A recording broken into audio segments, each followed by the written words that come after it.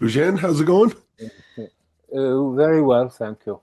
I'm here with Eugène Green, the writer and director of the Tree of Knowledge. This has that's not the original title. I do not want to butcher it. How would you pronounce that? Of the film, Avore do Conhecimento. Arvor do Conhecimento. Okay, I knew I would butcher that, but thanks for helping me out there. Um, yeah, this is a really cool movie. What kind of brought all this together? What was the inspiration for this one? The idea came to me when I was in Lisbon in 2017. I was shooting another film, a short film called "How Fernando Pessoa Solved Portugal," saved Portugal. Excuse me, I'm not used to speaking English. Oh, it's Uh, fine. so I was very shocked by the change in Lisbon through tourism, which started about 2010, because I knew Lisbon from before then, and I had shot a feature film in Lisbon in 2008 called the Portuguese Nun, and so I was very shocked by, and I was just one evening in a garden which I like very much, which you see in the film. It's where Gaspar sees the Tagus River for the first time, and where he's kidnapped when he's sleeping. And I was just in that garden, and the idea came to me of the idea about an adolescent boy who is how do you say, a fugue. He's run away from home, and he gets into the hands of someone who can change the tourists into animals. And then the rest of it just came along as I wrote. Yeah, and this one has this movie has kind of as far as the acting style, it's kind of more like understated, like you would see in like a Quentin Dupieux movie or Yorgos Lanthimos. What's kind of your take on that sort of acting style and why employ it in something like this? Well, all my films are acted in that way. It's something which it's part of my style from my first film, Toutes les Nuits. Um, I guess I was influenced to a certain point by Bresson, whom I discovered when I was an adolescent.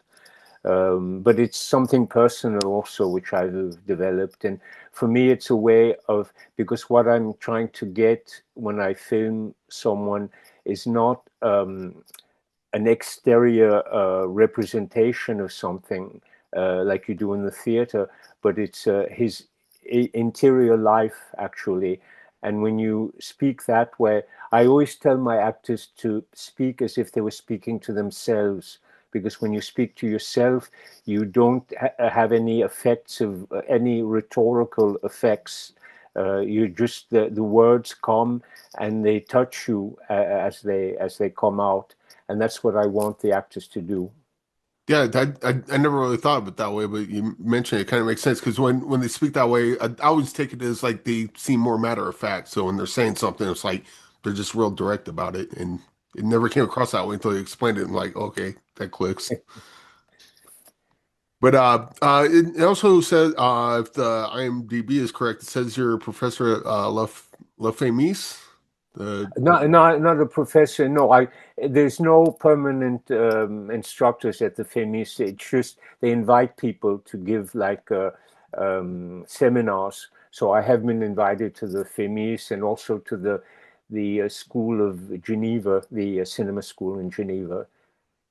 Yeah, what's that like? Do you just give like speeches there, or do you teach Eh, like teach a day class, or how does that work? Yes, it depends. It can just be a lecture, but it's also like once I was invited for 3 months with the class of script of screenplays, and I followed their work and I made comments on their work. So it depends actually on um, the specific interventions. Yeah, and also, so how does a movie like this get made? Because like here in America, trying to get a movie like this made would be an uphill battle that most people would lose. but I see people from kind of your area seem to make these all the time. So like, what's the barrier to entry that Americans seem to have trying to get movies like this made? Well, we have in Europe, there are national agencies for cinema funding, which is like in Portugal, it's actually public money.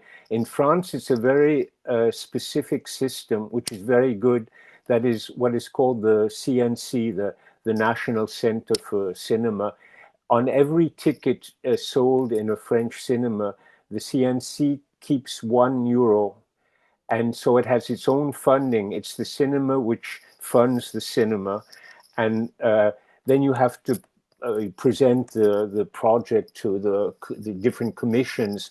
So according to the people who are in the commission, which changes very often, it's easier or harder for this kind of film. But it was, excuse me, for this film, it was very difficult because I wrote a script in 2017, 2017, and we shot it only in 2024. So it was a very long wait, but we did manage to get the national funding in Portugal, and then we got from the CNC the subsidy for foreign language films, and that was the basis of our financing.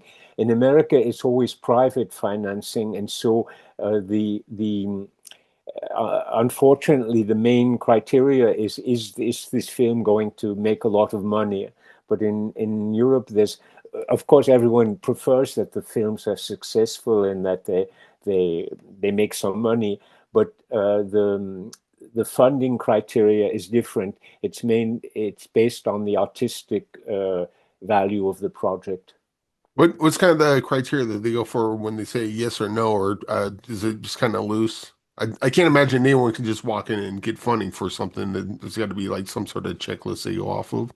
No, there's a commission. So the commission judges the project. It judges it as for its artistic basis, also for the possibility of finding the budget, because they don't want to give money if the project won't be made. But it's very difficult. In Portugal, they call them competitions, and for like feature films, for directors who have already made a film, there are 2 competitions every year. And so we submitted the project to the competition 10 times before we finally stumbled on a jury that gave us the subsidy. I really love that. I talked to Uwe Boll and he kind of mentioned something kind of similar, and I really wish we had something like that in America. It's always nice when like a country can kind of come together, or at least a version of it can come together and just support art, because this is just devalued as hell here. Yes, I know, especially now. Yeah.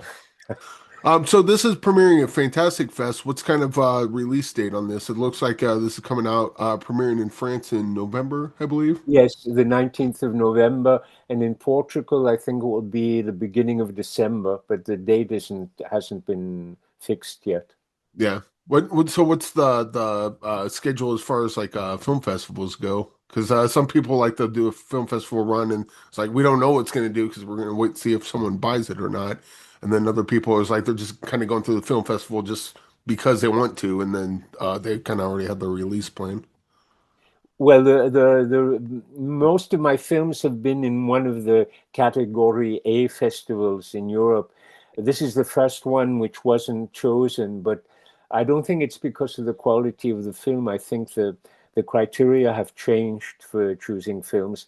It's based now a great deal on the subject of the film, and so it's going. One prestigious festival where it will be is in Sao Paulo in Brazil, the Mostra of Sao Paulo, and we're waiting for an answer from the Biennale in Vienna. Those are the biggest festivals. There are some festivals in France also, but they're smaller festivals. Yeah. Well, I really enjoyed this movie, and yeah, it's premiering at Fantastic Fest, and yeah, when it comes out, anyone listening, go ahead and check it out. This is if you dug Quentin Dupieux, Yorgos Lanthimos, like you'll be right at home here. I think it's very kind of strange but funny, and kind of hits you in the gut a couple times unexpectedly, but congratulations on it. And Thank just you. just leave you on this. I just want to get a film recommendation from you. It's something that's either personal to you or something that's like this movie's real good and no one talks about it. This year I saw another Portuguese film, which is it's very discreet. It's not shown in a lot of places, but it's one of the best films I've seen recently. It's called, in English, I think it would be called in the light of the candle, and the director is André Gilles Mata, and it's a very very beautiful film. Excellent. Well, Eugène, thanks for joining me and congratulations again on the movie. Thank you very much.